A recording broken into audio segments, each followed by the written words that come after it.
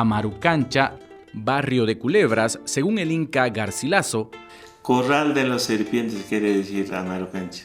Ha sido un gran palacio. Había sido palacio de Huayna Cápac y tras la fundación española del Cusco pasó a manos del conquistador Hernando Pizarro. Su entrega a la Compañía de Jesús, dispuesta por el virrey Toledo. La coincidencia de arribo del virrey Toledo, que llegaba a organizar todo un territorio que realmente desde el punto de vista del Estado, de la corona de aquel entonces estaba desorganizado, hace que los jesuitas estén muy del lado de este, diríamos, élan organizativo que viene con Toledo. Los jesuitas, desde que llegaron, comenzaron a realizar aquello que estaba establecida en su carta fundacional. Eso es lo que entre los jesuitas conocemos como la fórmula del instituto. Es un documento que sería aprobado por una bula papal en el año 1540 y con algunas reformulaciones en el año 1550. En este documento se menciona que entre la amplitud de misiones que hacen los jesuitas en el mundo, llevados por la voluntad del Papa de expandir el Evangelio, y voluntad a la cual nosotros obedecemos y que es lo que da la característica esencial de los jesuitas, el llamado cuarto voto de obediencia incondicional al Papa. Esta dedicación mencionada en este documento, basados en lo que decía Ignacio de Loyola, los ministerios de la palabra, ¿no?, que caracteriza sobre todo a este primer contingente de jesuitas en todo el mundo y que se caracteriza por las lecciones sagradas, lo que podríamos decir cursos, ¿no?, cursos de extensión, ¿no?, para todos aquellos laicos y laicas, clérigos seculares, es decir, curas, ¿no?, sobre teología que hoy día llamaríamos pastoral. Esas son las lecciones, pero también la predicación, ¿no? Y la predicación tiene que ver con los sermones que no son las homilías necesariamente que se hablan en las misas, sino ocasiones especiales en donde se habla de formación, diríamos, moral, ¿no? Y por último, las confesiones. Las confesiones son como un pilar dentro de la dedicación de los jesuitas desde un principio y aquel sacramento por el cual siempre eran ellos muy buscados en las iglesias en donde ellos daban estos servicios.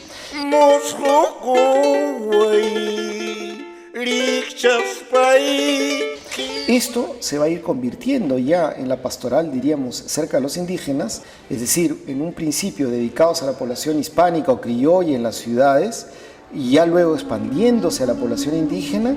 El siguiente paso es preguntarse qué tan bien estamos hablando la lengua para dar estos ministerios de la palabra a la población indígena de una manera adecuada. Y un dato interesantísimo es la concepción que tienen los jesuitas frente a las lenguas nativas.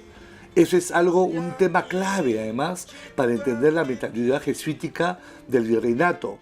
En la puerta del baptisterio de la iglesia jesuita de Andahuaylillas, las jaculatorias sacras, en nombre del Padre, del Hijo y del Espíritu Santo, están escritos en 5 lenguas simultáneas: en español, en latín, en quechua, en aymara y en puquina. Lo cual significa que para los jesuitas las lenguas de los pueblos nativos tenían todos los elementos necesarios, análogos a los del latín, para transmitir las verdades eternas del Evangelio.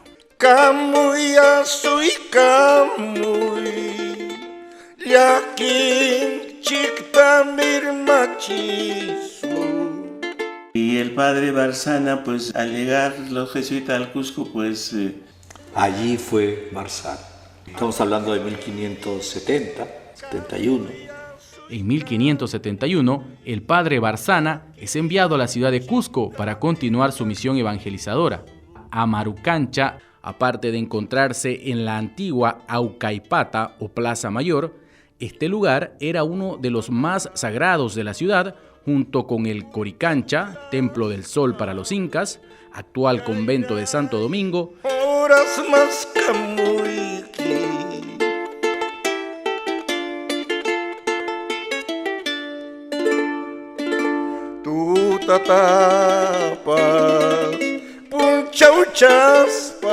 y y el templo de Viracocha, donde se construyó la catedral.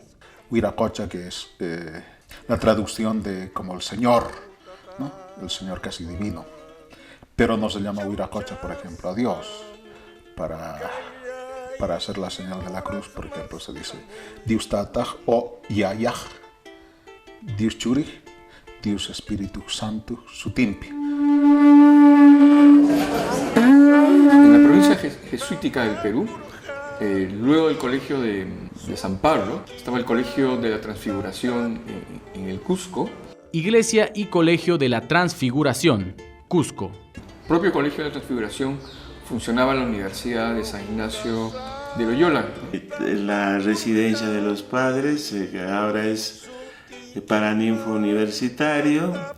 Paraninfo Universitario es la antigua residencia de los jesuitas y actual Universidad San Antonio Abad.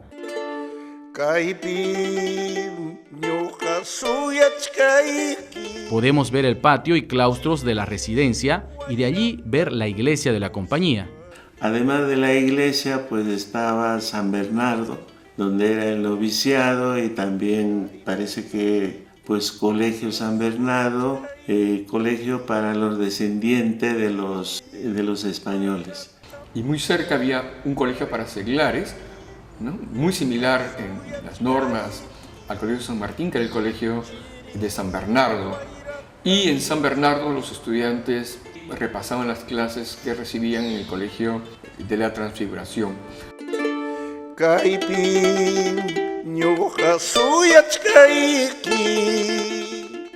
Y el otro colegio, Colegio San Borja, pues descendiente para los nobles, descendientes de los incas y los curacas.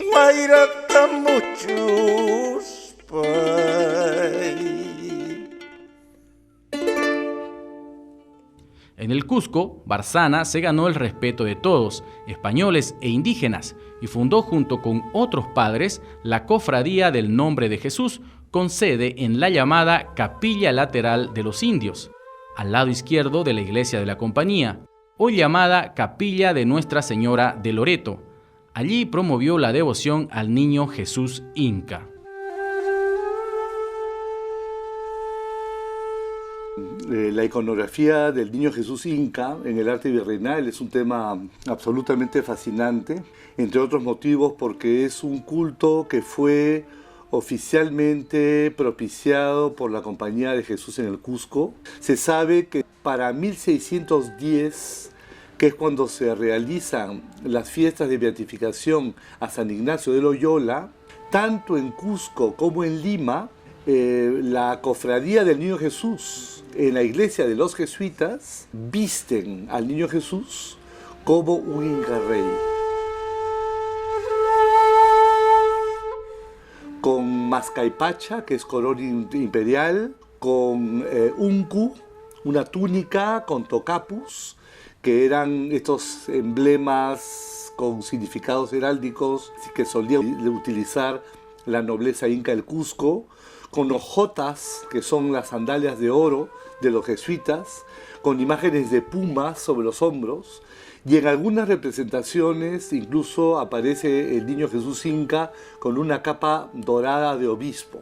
No han sobrevivido las esculturas de este culto por la sencilla razón que a finales del siglo XVI, cuando llega a Cusco el célebre obispo madrileño Manuel de Mollinedo y Angulo, él hace un recorrido por su diócesis y descubre con pavor cómo en muchas iglesias rurales del sur andino, de distintas órdenes religiosas incluso, habían imágenes de este Niño Jesús vestido como un Inca rey. Y en realidad a él no le quedaba claro si se trataba de un Niño Jesús vestido como un Inca rey, o si más bien el Inca rey era el nuevo Mesías que iba a venir a restaurar el antiguo Tahuantinsuyo. Curiosamente, durante el siglo XVIII, porque en el virreinato hay dos grandes periodos, el periodo de los Austria y el periodo de los Borbones, con un cambio de dinastía. Durante todo el periodo de los Borbones, que son más de 100 años de rebeliones contra la administración virreinal, muchos intérpretes indigenistas han querido argumentar que en realidad las poblaciones nativas querían volver a la época de los incas. Eso no es verdad. En la época de los Borbones quieren volver a la época de los Austrias. Y el inca que va a retornar a restaurar el Tahuantinsuyo no es un inca, entre comillas, pagano, que quiere venerar a los antiguos dioses de los incas. Estamos hablando de un inca rey católico y ortodoxo, ¿no?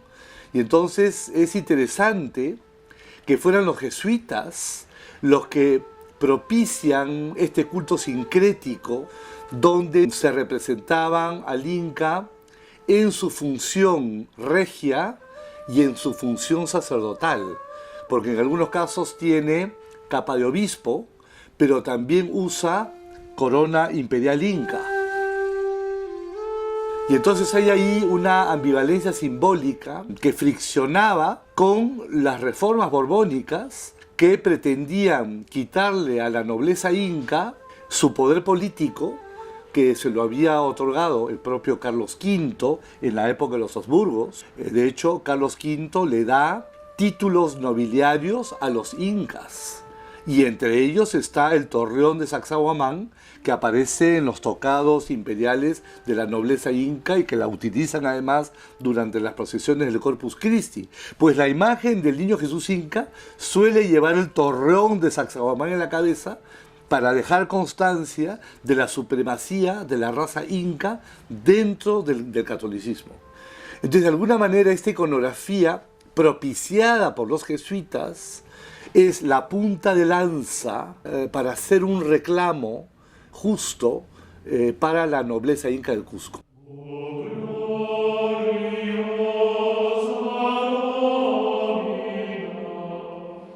En 1572, Barzana catequizó al último inca Túpac Amaru, condenado a muerte por el virrey Toledo.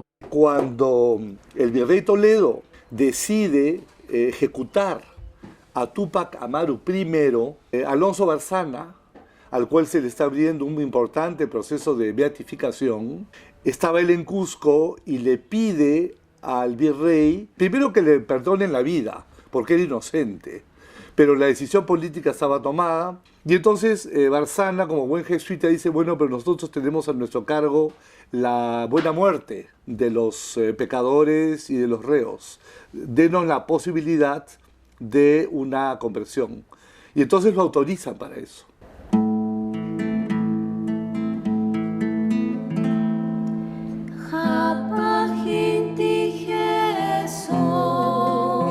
De Japaj Inti Jesús, lo que literalmente está diciendo es, o sea, que Japaj es alguien que tiene gran poder. Inti es sol, entonces el gran sol Jesús, pero el sol era propiamente también una divinidad incaica.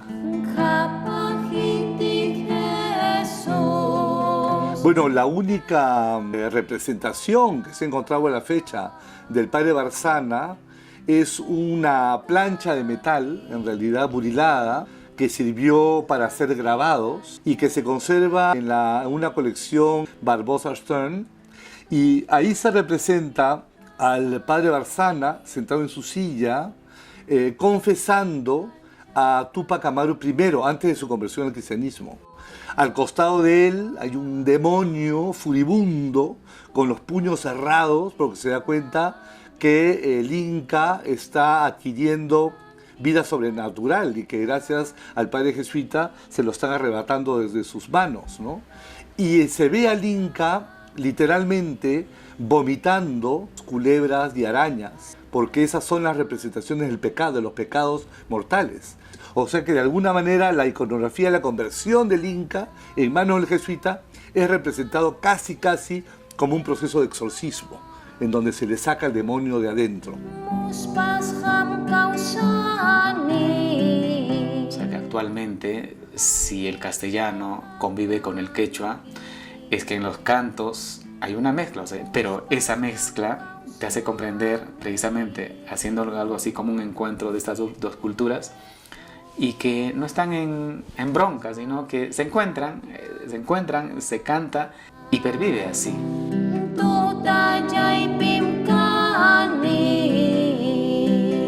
Y claro, según la crónica de Francisco Altamirano, él narra este momento dramático cuando sale el Inca vestido de negro de las cárceles de Sacsayhuamán para irse hasta la Plaza Mayor de Cusco, que estaba toda enlutada además. El Inca había sido convertido por Alonso Barzana y entonces él iba a ser decapitado, pero iba a recibir unos funerales de rey cristiano. Señor, permítenos llevarte en procesión hoy en la noche.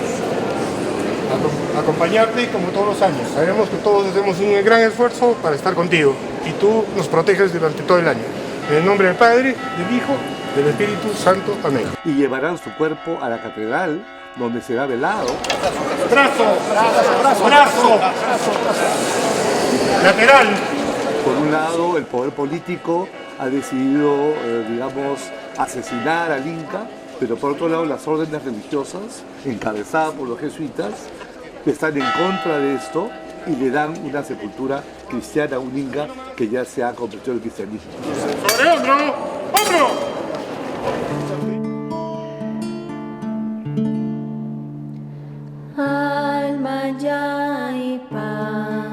Aparecen las Lloronas, que es una institución en Cusco. Y acá lo extraordinario es que aparece el Inca, las Lloronas ya están en el cadalso, y ahí Barzana le da una seña al Inca para que él hable. Y el Inca habla a su pueblo en quechua. Y les dice que él hasta ese momento había pensado que era el rey más desdichado de la tierra, porque habiendo sido el más rico y el más poderoso tras la conquista española, lo había perdido todo.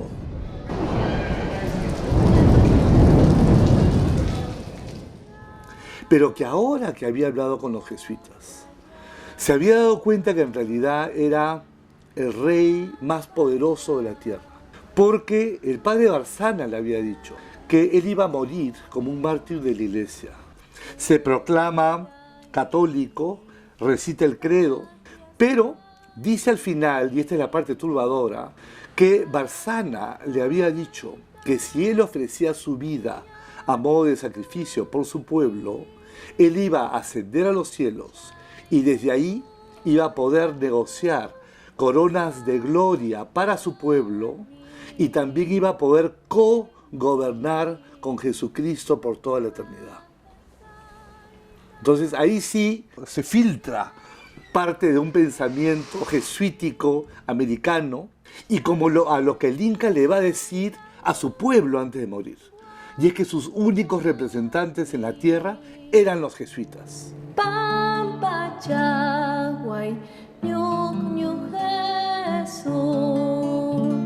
Y que ellos debían, su pueblo indígena, construir la iglesia de la Compañía de Jesús como un ejercicio espiritual.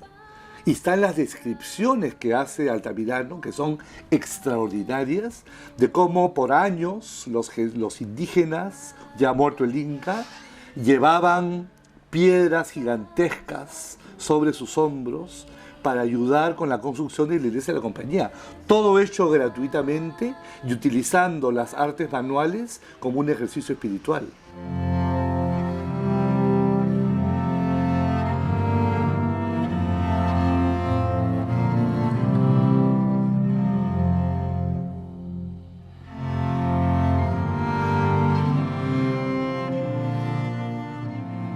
En torno a 1578 empezó a levantarse la primera iglesia de la Compañía. Y entonces después Barzana va a describir a los indígenas que habían alcanzado altos grados de contemplación y de santidad solamente por las oraciones que hacían al construir su iglesia.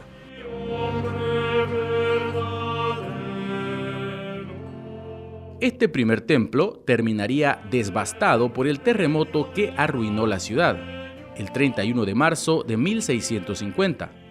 La nueva iglesia de la Compañía, dedicada a la Transfiguración, inició su construcción en 1651 y se concluyó en 1668.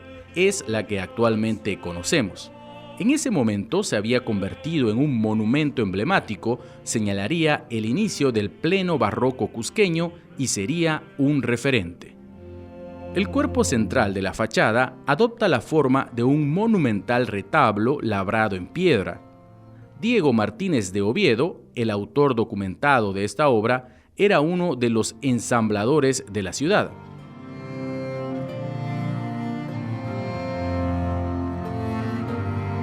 En su interior, el retablo mayor, terminado en 1670, tiene una estructura de madera recubierta de oro, con una antigua imagen mariana en su calle central de fines del siglo XVI y un lienzo de la Transfiguración que se le atribuye al hermano Diego de la Puente. De un estilo más avanzado están los retablos del crucero. Del lado izquierdo, el venerado Cristo de Burgos, y enfrente la Virgen del Carmen, obra de Martín de Torres. Sobre el muro de entrada cuelgan dos grandes lienzos que constituyen una iconografía muy especial. Y es que se desposó a la ñusta Beatriz Clara Coya, descendiente directa de Huayna Cápac y heredera del Imperio del Sol, con Martín de Loyola, que según las leyendas de los cuadros donde se representa esta escena, era sobrino carnal de San Ignacio de Loyola. Y luego se casa a la hija de ambos, a doña Lorenza Ñusta de Loyola, con un descendiente de San Francisco de Borja. Y mira, este matrimonio ocurre en Cusco, donde figura toda la nobleza del Cusco acá frente a la Catedral de Cusco, ¿ya? Y esto ocurre a final del XVI. Este segundo matrimonio ocurre en 1611, en Madrid. Y entonces son personas que no necesariamente se conocieron. El cuadro representa el cuadro en sí es una construcción virreinal al símbolo máximo del Imperio del Sol, que es el Sol, pues ahora tiene el sello de la Compañía de Jesús, como diciendo, a partir de esto, ahora esto es nuestro. Entonces, por esta vía se entronca la dinastía inca con la dinastía jesuita y transforma a la Compañía de Jesús en la heredera directa del Imperio del Sol.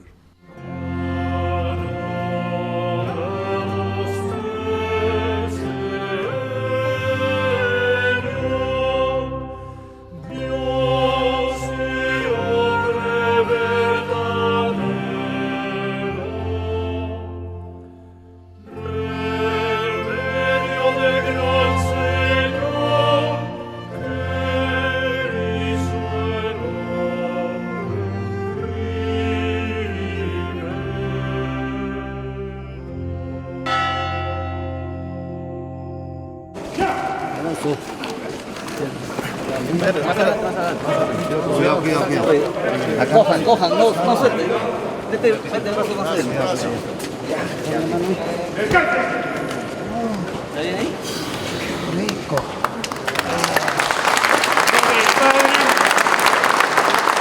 En nombre del Padre, del Hijo, del Espíritu Santo, gracias Señor por habernos permitido llevarte en procesión. En el nombre del Padre, del Hijo, del Espíritu Santo. Amén. Gracias.